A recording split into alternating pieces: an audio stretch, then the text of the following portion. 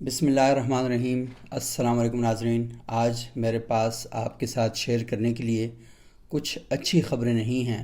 رمضان المبارک کا مہینہ ہے اور جس عشرے میں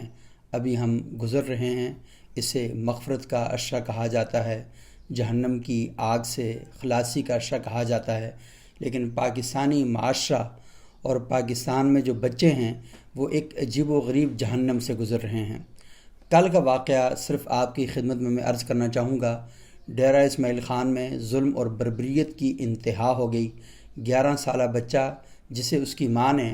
رات گئے تیار کر کے مسجد بھیجا تراویح کی نماز ادا کرنے کے لیے، اور بچے سے کہا بیٹا اب آپ بڑے ہو گئے ہو، آپ کو نماز کا اہتمام کرنا چاہیے، تراویح کا اہتمام کرنا چاہیے، روزہ رکھنا چاہیے۔ اسے نہلایا، نئے کپڑے پہنائے، خوشبو لگائی اور تیار کر کے مسجد بھیجا تاکہ وہ مسجد میں جائے، اللہ کی عبادت کرے، اللہ کی رضا حاصل کرے۔ لیکن اس ماں کی گود میں صبح اس بچے کی لاش آئی، اور لاش بھی اس حالت میں کہ ماں پر سکتہ طاری ہو گیا کہ جس بچے کو اس نے خدا کی رضا کے حصول کے لیے بھیجا تھا وہ جب واپس آیا تو ایسی حالت میں تھا کہ جسے بیان کرنا انتہائی مشکل اور انتہائی ناممکن ہے۔ یہ واقعہ ہے ڈیرہ اسماعیل خان کی ایک کالونی ہے، اس کا نام ہے ظفر آباد کالونی، اور وہاں پر کھیتوں سے ایک پھندہ لگی لاش برآمد ہوئی ہے، اور ریسکیو 112 کی ٹیم موقع پر پہنچی، اور جو میڈیکل ٹیم تھی، اور اسے بچے کو اٹھا کر مفتی محمود اسپتال جو ڈیرہ اسماعیل خان میں واقع ہے وہاں پر منتقل کیا گیا۔ اور یہ واقعہ سن کر لوگ خوف و ہراس کا شکار ہو گئے، اور یہ جو بچہ ہے یہ تھانہ ڈیرہ ٹاؤن کی حدود میں کھیتوں سے ملا، اور محمد حسنین اس بچے کا نام ہے، اس کے والد کا نام شاہ نواز ہے، اور باپ نے جو پولیس کو بتایا ہے کہ اس کی کسی کے ساتھ دشمنی نہیں ہے۔ تراویح کی نماز کے بعد وہ بچے کا انتظار کر رہے تھے لیکن بچہ گھر نہیں آیا۔ اڑوس پڑوس میں پتہ کیا، مختلف رشتہ داروں کے پاس جا کے پتہ کیا لیکن کہیں نہیں پتہ چل سکا۔ صبح قریب کچھ لوگ جو ہیں وہاں پر ایک ڈیرہ ہے وہاں پر گئے، ان سے کہا کہ ہمارا بچہ لاپتہ ہے، اس کے بارے میں معلومات دیں، تو انہوں نے بھی کہا کہ ڈھونڈ کے بتاتے ہیں، اور تھوڑی دیر بعد فون کیا گیا کہ آپ کی لاش کھیتوں سے ملی ہے، بچے کی لاش کھیتوں سے ملی ہے اور اسے پھندا لگا ہوا ہے، اور پھندا لگا کر اس بچے کو قتل کیا گیا، لیکن اس کو قتل کرنے سے پہلے اس کے ساتھ جنسی زیادتی کی گئی، اور اس وجہ سے بچے کو قتل کیا گیا تاکہ ملزم کی شناخت نہ ہو سکے کہ کس نے یہ کام کیا ہے۔ اور اس علاقے میں یہ پہلا واقعہ نہیں ہے، آج سے تقریباً 2 برس پہلے اسی علاقے میں رمضان کے مہینے میں 2 بچیوں کے ساتھ جنسی زیادتی کر کے انہیں بھی قتل کیا گیا،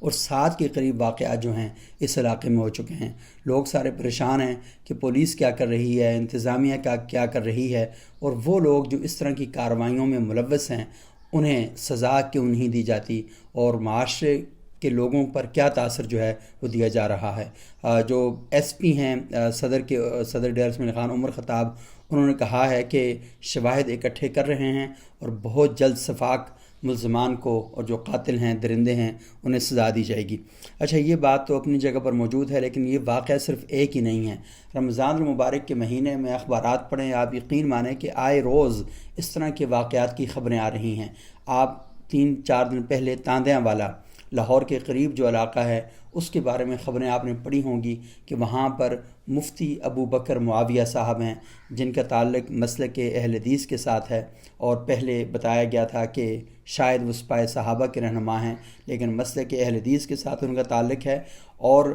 بچہ کا جو والد ہے 12 سالہ بچہ ہے، یہاں پر جو بچہ قتل ہوا زیادتی کا نشانہ بنا اس کی عمر 11 سال تھی، اور یہاں پر جو بچہ ہے اس کی عمر 12 سال ہے، اور 12 سالہ بچے کا والد یہ کہتا ہے کہ فجر کی نماز ہوئی اور نماز کے بعد اس نے دیکھا کہ اس کا بیٹا کہیں دکھائی نہیں دے رہا، اور وہ بچے کی تلاش میں لگ گیا۔ قریب مکان سے بچے کی رونے کی آواز آئی، اور وہ جب فوراً پہنچا وہاں پہ تو دیکھا امام مسجد جو مفتی ابو بکر معاویہ ہیں وہ برہنہ حالت میں تھے اور بچے کے ساتھ زیادتی کرنے کی کوشش کر رہے تھے کہ وہ فوراً وہاں پر پہنچے، اور مفتی ابو بکر معاویہ نے کلاشنکوف لہرائی اور وہاں سے فرار ہو گئے۔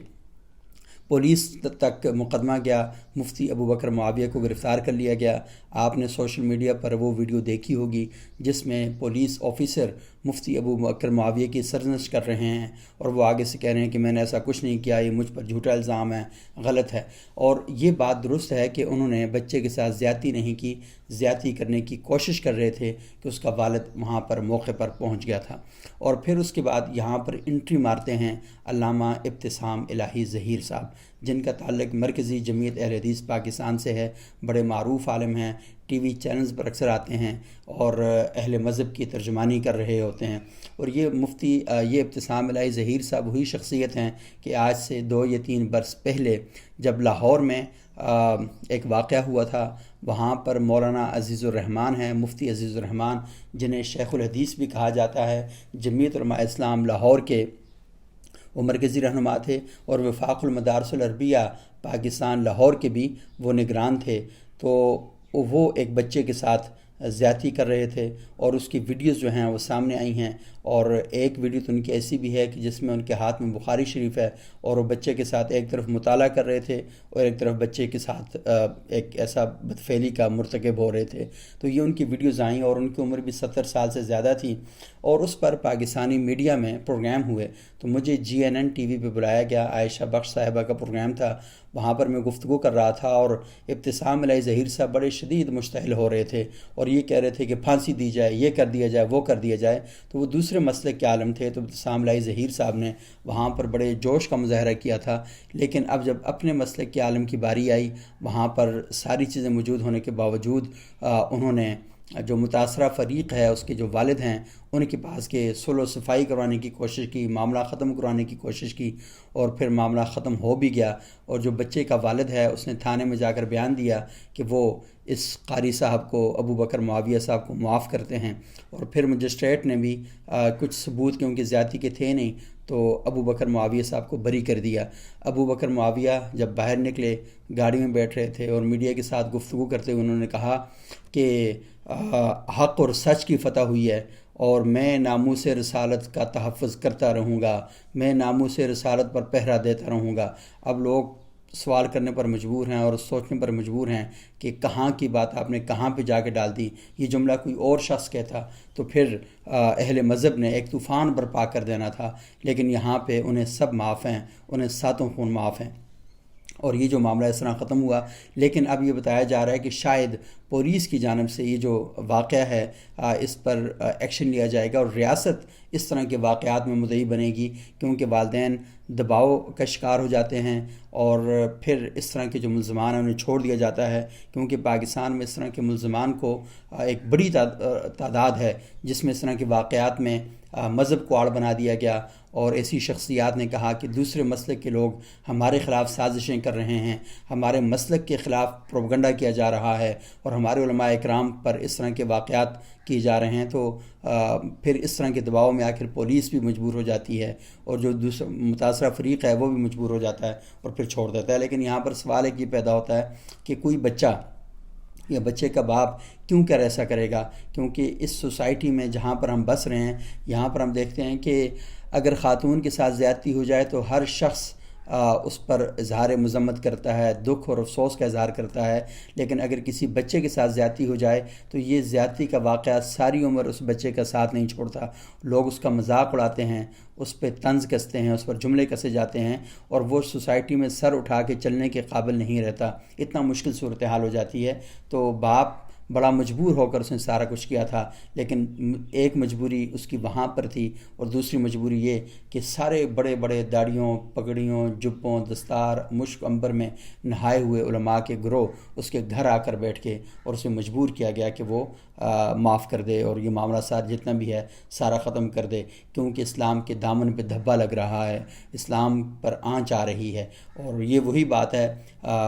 تھوڑی سی میں آگے بات کروں گا کہ ہمارے علماء اکرام کا رویہ کیا ہوتا ہے۔ اچھا، مجھے تھوڑا سا یہ لگ رہا ہے کہ ہماری انتظامیہ اور ہماری جو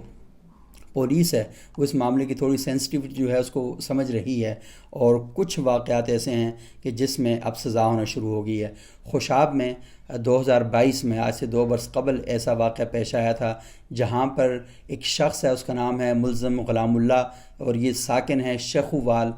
تحصیل و ضلع خوشاب کا، کہ اس نے 13 سالہ بچی کے ساتھ زبردستی زیادتی کی، جنسی زیادتی کی، اور یہ واقعہ تھانہ سٹی جوہر آباد میں رجسٹرڈ ہوا، اور گزشتہ روز احمد کامران ایڈیشنل سیشن جج ہیں خوشاب کے، انہوں نے اس جرم کے مرتکب مجرم کو سزائے موت اور 5 لاکھ روپیہ معاوضہ دینے کا حکم جاری کیا ہے۔ خوشاب کی تاریخ میں پہلی بار اس قسم کا واقعہ ہے جس میں سزائے موت کا فیصلہ کیا گیا ہے۔ تو یہ ایک واقعہ ہے جس میں ہم دیکھ سکتے ہیں کہ پولیس سزا دے رہی ہے، عدلیہ جو ہے سزا دے رہی ہے۔ اور دوسرا واقعہ اسی طرح کا مانسرہ میں ہوا، اور وہ بھی آپ کو علم ہوگا کہ یہ 13 سال میں دیکھیں، پہلا واقعہ بیان کیا 11 سالہ بچے کا، دوسرا واقعہ 12 سالہ بچے کا، تیسرا واقعہ 13 سالہ بچی کا، اور پھر مانسرہ کا واقعہ ہے 2019 میں یہ واقعہ پیش آیا، اور یہ 27 دسمبر 2019 کو رجسٹرڈ ہوا تھا، جہاں پر جمعیت علماء اسلام کے رہنما قاری شمس الدین نے مدرسے میں ایک 10 سالہ بچے کو جنسی زیادتی کا نشانہ بنایا، اور اس قاری شمس الدین کو بعد میں مفتی کفایت اللہ صاحب نے، جو جمعیت علماء اسلام کے رہنما ہیں اور وفاق المدارس العربیہ خیبر پختونخوا کے مسئول بھی رہے ہیں، اور خیبر پختونخوا اسمبلی کے وہ رکن اسمبلی بھی رہے ہیں، تو انہوں نے اس وحشی درندے کو اپنے گھر میں چھپا کے رکھا ہوا تھا، اپنے گھر میں حفاظت دی ہوئی تھی، اور پھر بعد میں جب پولیس نے جا کر مدرسہ سیل کیا تو مفتی کفایت اللہ صاحب ایک پورا جتھا لے کر چلے گئے تھے اور جا کر مدرسہ کھلوایا، وہاں پہ جا کے انہوں نے، اور قاری شمس الدین کو پناہ دیتے رہے، اور پھر بعد میں پولیس کے سامنے پیش کرنا پڑا۔ پولیس نے ڈی این اے کیا، اور وہ ڈی این اے میچ کر گیا کہ ہاں قاری شمس الدین نے اس بچے کے ساتھ زیادتی کی ہے، اور یہ زیادتی ایک بار نہیں کی گئی، کئی بار اس بچے کے ساتھ زیادتی ہوئی، اور اس بچے کی جو آنکھیں تھیں وہ انتہائی سرخ تھیں، اس کو اتنا برے طریقے سے استعمال کیا گیا تھا، مسلا گیا تھا کہ اس کی حالت انتہائی خراب تھی، اور اس کے جو والدین ہیں وہ انتہائی پریشان ہیں، اور اسی وجہ سے جب قاری شمس الدین کو عدالت میں پیش کیا گیا تو وہاں پر جمعیت علماء اسلام کا ایک پورا لشکر موجود تھا، جو قاری شمس الدین کو وکلاء اور پولیس اور جج کی موجودگی میں کہہ رہے تھے کہ آپ نے جرم تسلیم نہیں کرنا، آپ نے جرم تسلیم نہیں کرنا، کیونکہ پھر بات ہوئی ہے کہ مسلک پر آنچ آتی ہے، جماعت پر آنچ آتی ہے، مذہب پر آنچ آتی ہے، اور پھر کہا جاتا ہے کہ اسلام پر آنچ آتی ہے، لیکن ان شخص کے کرتوتوں کی وجہ سے اسلام پر آنچ نہیں آتی، ان کرتوتوں کو بتایا جائے، ان کے خلاف کھڑے ہو جائیں تو پھر اسلام پر آنچ آنا شروع ہو جاتی ہے۔ اس منطق کو آج تک میں نہیں سمجھ سکا۔ اور یہ جو قاری شمس الدین صاحب ہیں، انہیں جب جمعیت علماء اسلام کی طرف سے اس طرح سپورٹ ملی تو پھر بچے کے رشتہ داروں نے قاری شمس الدین پر مارچ میں حملہ 6 مارچ 2024 کو، یعنی اسی مہینے میں قاتلانہ حملہ بھی کیا، جس کے نتیجے میں ان کی ٹانگوں میں گولیاں لگیں اور شدید زخمی ہو گیا تھا، اور فائرنگ کی ایف آئی آر کوہستان پالس کے رہائشی فیاض ولد اقبال کے خلاف درج ہوئی، جو متاثرہ بچے کے قریبی رشتہ دار بتائے جا رہے ہیں۔ انہوں نے یہ لگ رہا تھا کہ یہ عدالتیں جو ہیں یہ سزا نہیں دیں گی تو ہمیں خود ہی کچھ کرنا چاہیے، کیونکہ کوہستان کے علاقے سے تعلق رکھتا ہے، تو وہاں پر جو دشمنیاں ہوتی ہیں پھر نسلوں تک چلتی ہیں۔ اور ہمارے دوست ہیں شیر افضل گجر صاحب، انہوں نے ایکسپریس، ان کا جو ہزارہ ایکسپریس ہے ویب سائٹ، اور بہت اچھی ویب سائٹ ہے، اس پر یہ رپورٹ پوری دی ہے اور بڑی تفصیل کے ساتھ دی ہے، اور اس میں انہوں نے یہ بھی بتایا ہے کہ اس طرح کے جو واقعات ہیں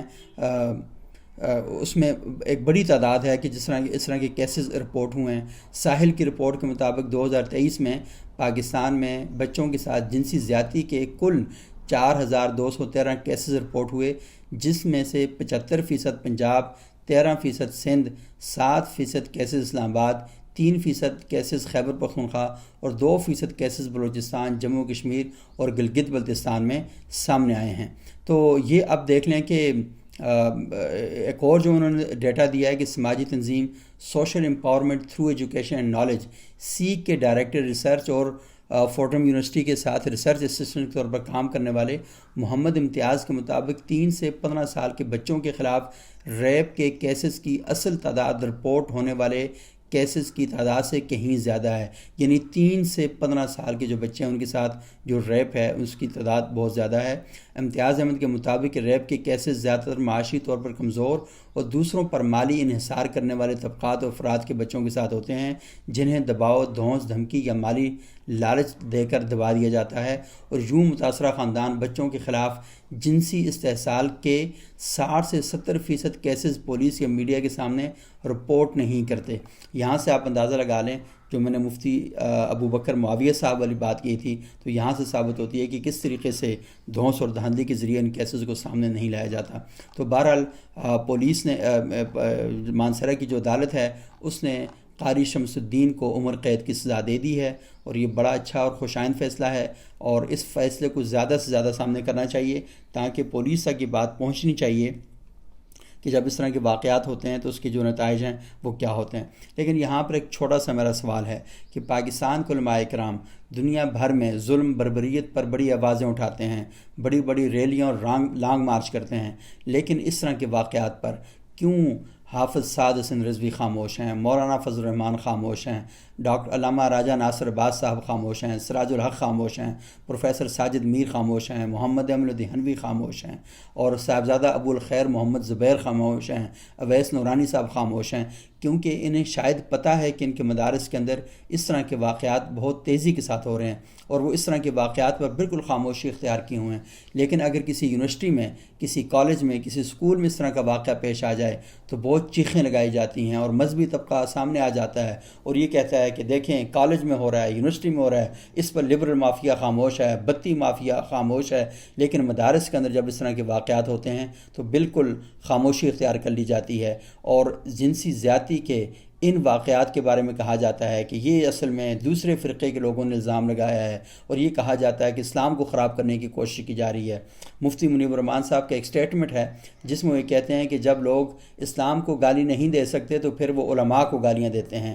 وہ مولوی کو گالی دیتے ہیں۔ مجھے بتائیں مفتی منیب الرحمان صاحب آپ کب بولے ہیں جنہوں نے اسلام کو گالی بنانے کی کوشش کی ہے، جنہوں نے مذہب کے ساتھ اس قسم کی حرکتیں کی ہیں، جنہوں نے قرآن پڑھتے ہوئے بچوں کے ساتھ زیادتیاں کی ہیں؟ آپ کی زبانیں کیوں خاموش ہیں؟ آپ وہاں پر کیوں نہیں بولتے؟ آپ کیوں خاموش کھڑے ہیں؟ آپ کہیں اسی طرح تو نہیں ہے کہ جس کے بارے میں کہا جاتا ہے کہ اگر تھانے کی حدود میں کہیں چوری ہوتی ہے اور ملزم نہیں پکڑا جاتا، اس کا مطلب ہے کہ تھانہ خود چوری میں ملوث ہے، اور یہاں پر بھی اس طرح کے واقعات ہیں۔ آپ لوگوں کی خاموشی کہیں اس بات پہ دلالت تو نہیں کرتی کہ آپ خود اس قسم کے واقعات کی سرپرستی کرتے ہیں اور اس طرح کے واقعات میں ملوث ہیں؟ تو آپ کو یہ سوچنا چاہیے، پاکستانی سوسائٹی کو اس جگہ پر مت لے کر جائیں کہ جہاں پر پوپ اور چرچ کے بارے میں یہ سوال پیدا ہو گیا تھا اور لوگوں نے دین بیزاری کا اعلان کرنا شروع کر دیا تھا، اور پاکستان کے اندر جب آپ اس قسم کی خاموشیوں کا اظہار کرتے ہیں تو آپ اصل میں پاکستان کے اندر دین بیزاری کی تحریکوں کا ہر اول دستہ بنتے ہیں، اور آپ ان کو سپورٹ کر رہے ہوتے ہیں، آپ کی خاموشی ان چیزوں کو سپورٹ کر رہی ہوتی ہے۔ تو خدا کے لیے حالات کی حساسیت کو سمجھیں۔ لوگ دین سے دور اس وجہ سے نہیں ہو رہے کہ انہیں لبرل نقطہ نظر سے اتفاق ہو رہا ہے، لوگ دین سے دور اس وجہ سے ہو رہے ہیں کہ آپ کی یہ جو خاموشی ہے اور ظلم اور بربریت کا ساتھ دینا ہے اور اپنے مسلک اور مکتب کا تعاون کرنا ہے، اور اس کے اندر بیٹھے ہوئے ٹچوں کی حمایت میں ہر وقت آپ سرگرم رہتے ہیں، اس وجہ سے لوگ دین سے بیدار ہوتے ہیں۔ لوگ اسلام کو گالی نہیں دیتے، لوگ اسلام کا احترام کرتے ہیں، لیکن اسلام کا لبادہ اوڑھ کر معاشرے کے اندر جو اس قسم کے سنگین جرائم میں ملوث لوگ ہیں، وہ اس وجہ سے وہی سمجھتے ہیں کہ یہ جو شخص ہے یہ اسلام کے خلاف بات کر رہا ہے، اور آپ اس شخص کی حمایت میں آ کر کہتے ہیں کہ اس کی مخالفت اس لیے کی جاتی ہے کہ آپ اسلام کے مخالف ہیں۔ تو آپ کا یہ جو رویہ ہے یہ معاشرے کے اندر اب زیادہ دیر تک چلنے والا نہیں ہے، اور جو علماء اس واقعات پر مجرمانہ خاموشی اختیار کر کے بیٹھے ہوئے ہیں وہ سارے کے سارے ایک دن عوام کے کٹہرے میں کھڑے ہوں گے اور لوگ ان سے پوچھیں گے، اور شاید لوگ ان سے نہ پوچھیں، کوئی اور طاقت جو اللہ کی طاقت ہے وہ بھی ان سے پوچھے گی۔